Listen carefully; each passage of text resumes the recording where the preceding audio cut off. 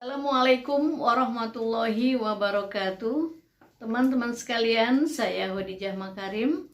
Topik kita kali ini adalah cara mengajukan judul skripsi. Topik ini diangkat karena masih banyak teman-teman yang keliru di dalam mengajukan judul skripsi. Makanya sering ditolak.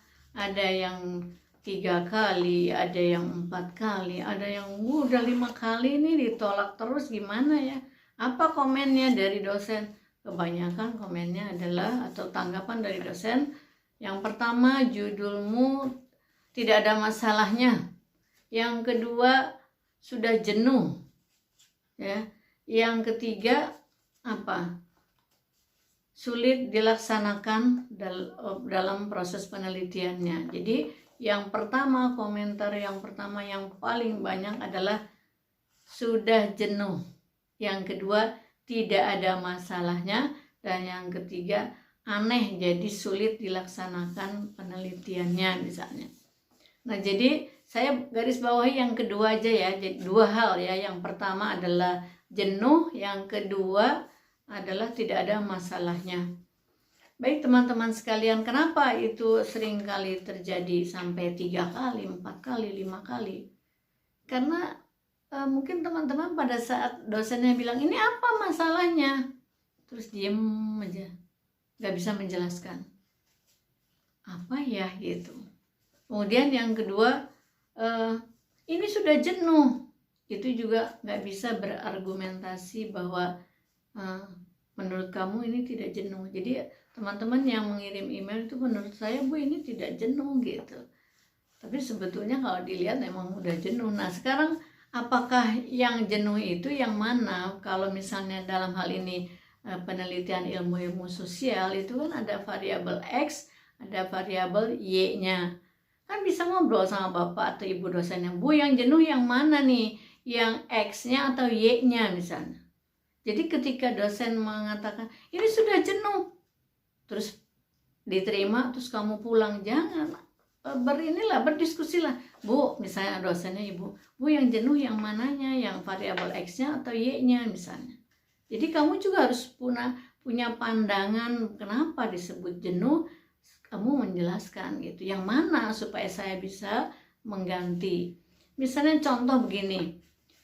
Kalau teman-teman mahasiswa yang kuliah di pendidikan ataupun di psikologi, itu kan banyak yang meneliti tentang prestasi belajar ya. Prestasi belajar kalau dilihat yang meneliti memang sudah sangat banyak, dari jumlahnya banyak. Tapi kalau dikatakan bahwa prestasi belajar itu jenuh, tidak benar. Kenapa? Karena manusia yang belajar masih banyak di dunia ini. Kita kan masih hidup di dunia ini. Anak-anak dari mulai lahir, kemudian berkembang sekolah di PAUD, di SD, SMP, SMA, perguruan tinggi. Lalu teman-teman yang belajar di paket-paket belajar A, B, C, D di universitas dan sebagainya, universitas reguler, universitas yang misalnya universitas terbuka dan sebagainya, semua orang belajar, semua orang punya prestasi, gitu kan? Yang baik belajar secara informal, formal maupun non formal. Jadi tidak betul kalau ada dosen yang mengatakan, prestasi belajar ini udah jenuh. Nah kamu jangan, nggak usah lah membantah, Pak ini kan nggak usah, tapi kamu bilang, Bu, Pak, yang jenuh berarti yang X-nya ya udah nanti yang X-nya saya ganti gitu. Nah kamu lihat misalnya contoh prestasi belajar itu yang jenuh yang mana ya, kamu lihat ya. Contoh yang dikaitkan dengan motivasi belajar itu memang banyak sekali yang mengkaitkan. Nah sekarang di dalam faktor-faktor yang mempengaruhi prestasi belajar kan banyak. Ada internal, ada eksternal. Kalau yang internal yang motivasi itu sudah banyak yang meneliti, kamu geser ke misalnya hubungan antara minat, hubungan perhatian, ataupun geser ke faktor luar, lingkungan, pengaruh teman sebaya, pengaruh pergaulan dengan guru di kelas, pengaruh dengan lingkungan belajar di rumah, lingkungan belajar di masyarakat, dan banyak lagi hal-hal lain yang jadi jangan terpaku pada motivasi belajar prestasi, motivasi belajar dengan prestasi. Jadi itu memang sudah banyak yang meneliti ya. Jadi pesan saya kalau ada komentar seperti itu, kamu harus berargumentasi. Nah, supaya itu tidak terjadi, saya akan sampaikan beberapa hal berikut ini. Teman-teman sekalian, ketika teman-teman membawa judul, itu ada dua cara ya. Yang pertama, ada kampus yang memberikan kesempatan ketika mengajukan judul aja yang dibawa. Tapi ada kampus yang mewajibkan judul itu harus dibawa dengan proposal singkat. Nah, sekarang saya bayangkan kalau kamu datang dengan membawa judul saja ya, tanpa ada dalam bentuk proposal. Nah, supaya ketika bawa judul itu ditanya apa masalahnya, kamu bisa jawab.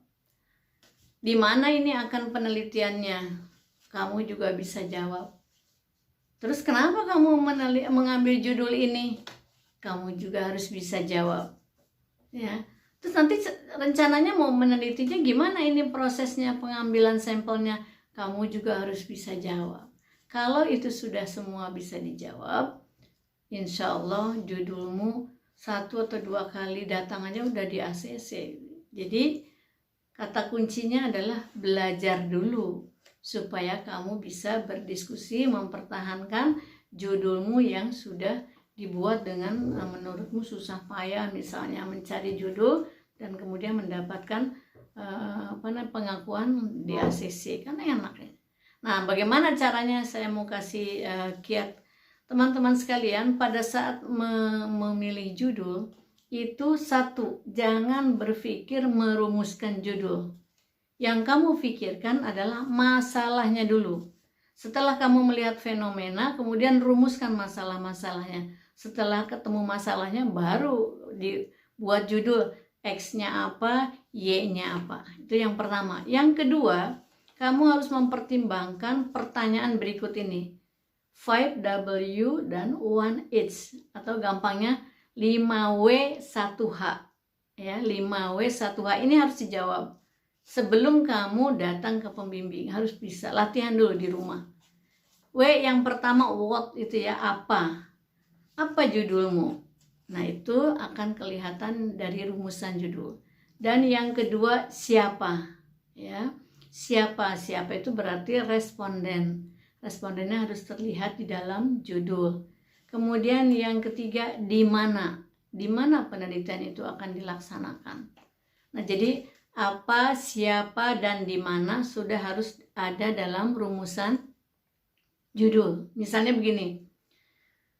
Hubungan intensitas komunikasi interpersonal dengan prestasi belajar siswa SMA XXX di kota SSS. Itu kan, jadi ada apa, ada siapa, dan di mana ya. Kemudian mengapa? Mengapa itu ada di latar belakang masalah. Kan saya belum bikin latar belakang masalah, Bu, tapi buatlah secara ringkas saja. Sebelum datang ke pembimbing, buatlah apa yang melatar belakangi kamu memilih dan menentukan judul itu. Buat dalam 1 halaman. Hafalkan dan fahami, supaya ketika terjadi diskusi dengan dosen pembimbing, kamu bisa menjawab ketika ada pertanyaan, mengapa kamu pilih judul ini, gitu ya. Kemudian yang berikutnya adalah kapan akan dilaksanakan. Nah, ceritakanlah, saya ingin melaksanakannya di semester ini misalnya. Nah, itu ya, diceritakan. Kemudian berikutnya adalah di dalam judul itu jangan terlalu banyak variabel. Untuk S1 cukup 1 atau 2, maksimal 2 variabel aja. Kalau 3, 4 dan seterusnya itu adalah untuk program pascasarjana ya, untuk S2. Jadi nggak usah banyak-banyak ya. Jadi cukup 1 X-nya, Y-nya 1. Kalau misalnya maksimal lah 2 X-nya, Y-nya 1. Udah cukup untuk S1. Kecuali S2 itu X-nya bisa lebih dari 2, kemudian Y-nya juga bisa 2 gitu ya. Jadi apalagi disertasi misalnya X-nya bisa 6, bisa 7, kemudian Y-nya 2. Itu untuk S3. Jadi sekali lagi, untuk teman-teman yang S1, sederhanakan saja judulnya. X-nya cukup 1 saja, maksimal 2, Y-nya 1. Udah cukup ya, jadi tidak usah terlalu berat. Insya Allah kalau kamu sudah memperhatikan tadi 5W1H dan kamu pahami itu sebelum datang ke pembimbing, begitu datang membawa judul, insya Allah 1 atau 2 kali datang judulmu akan diterima di ACC ya, diterima, kemudian dilanjutkan dengan penulisan proposal lengkap. Demikian, mudah-mudahan bermanfaat. Share ke teman-temanmu yang lain yang membutuhkan informasi ini. Jangan lupa dukung terus channel ini dengan subscribe, like, dan komen. Terima kasih atas kebersamaannya. Assalamualaikum warahmatullahi wabarakatuh.